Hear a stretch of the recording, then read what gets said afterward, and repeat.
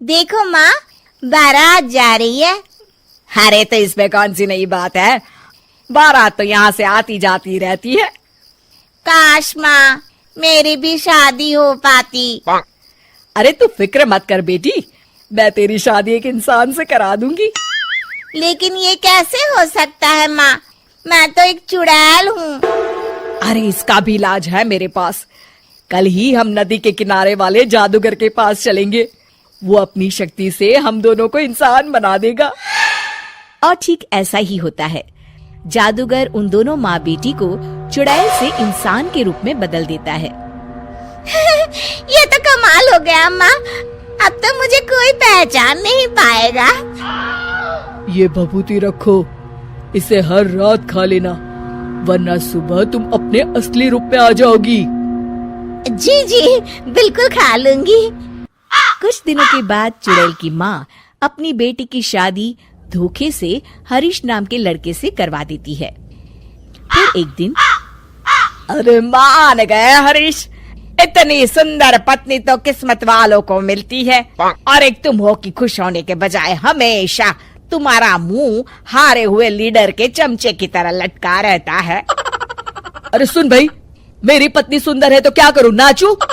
देख लाला, सुबह सुबह मेरा दिमाग खराब मत कर। अरे वो सब तो ठीक है, लेकिन एक बात मेरी समझ में नहीं आती, तुम हर दूसरे दिन कम से कम 10 लोगों का राशन खरीद कर ले जाते हो। अरे आखिर तुम इतने राशन का करते क्या हो? तुम्हारे घर में तो खाने वाले सिर्फ 4 लोग हैं। अरे तुझे मेरे घर की बातों से क्या लेना देना, तू चुपचाप अपनी दुकानदारी कर, वरना यहाँ दुकानों की कमी नहीं है। इतना कहकर हरीश वहाँ से चला जाता है। हरीश जैसे ही घर पहुँचता है, हे भगवान, ये क्या हो गया, मेरी तो किस्मत ही फूट गई।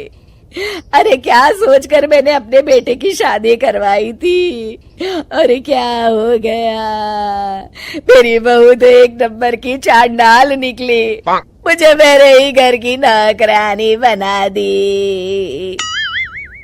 ए कमला, क्या बड़बड़ कर रही है? चुपचाप काम नहीं कर सकती क्या?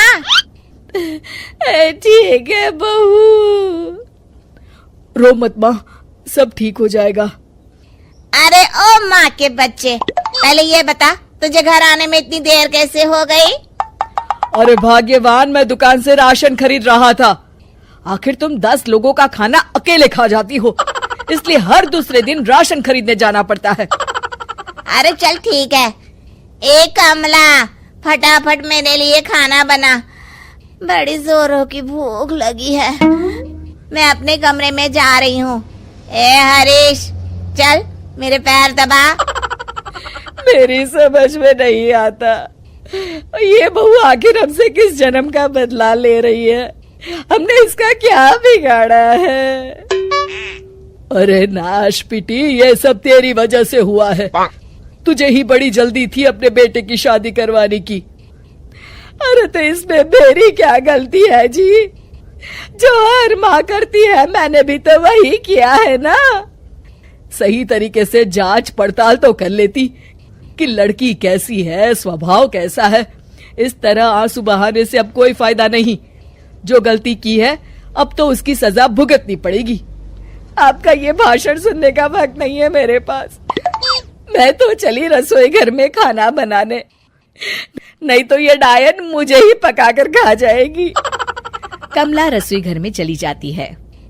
इस तरह हरीश और उसके घर वालों की जिंदगी नरक बन जाती है। कुछ दिन बीत जाते हैं। फिर एक रात, आज तो खाना खा के मजा आ गया। कुछ भी कहो, मेरी बुढ़िया सास खाना एक नंबर का बनाती है। और ये कामचोर हरीश क्या कर रहा है? ए लड़के, ठीक तरह से पैर दबा। आज तो मुझे बहुत नींद आ रही है।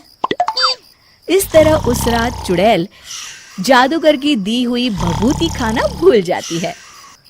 अगली सुबह अपनी बगल में लेटी चुड़ैल को देखकर हरीश की आंखें फटी की फटी रह जाती है। अरे मर गया रे, ये क्या, ये भाग्यवान तुम तो एक चुड़ैल हो। तूने सही कहा हरीश, चुड़ैल हूँ मैं, चुड़ैल। अरे मर गया, अरे कोई बचाओ मुझे। इतना कहकर हरीश घर से बाहर की तरफ भागता है। तभी उसके पड़ोसी भी जाग जाते हैं और सब देखते हैं कि हरीश के पीछे एक चुड़ैल पड़ी है। गौर से देखने पर पता चलता है कि ये तो उसकी पत्नी ही है। सारे गांव वाले मिलकर उस चुड़ैल को मारते मारते एक कुएं की तरफ ले जाते हैं। चुड़ैल गांव वालों से डरती, रोती, बिलखती उस कुएं तक पहुंच जाती है और अनजाने में ही कुएं के अंदर गिर जाती है।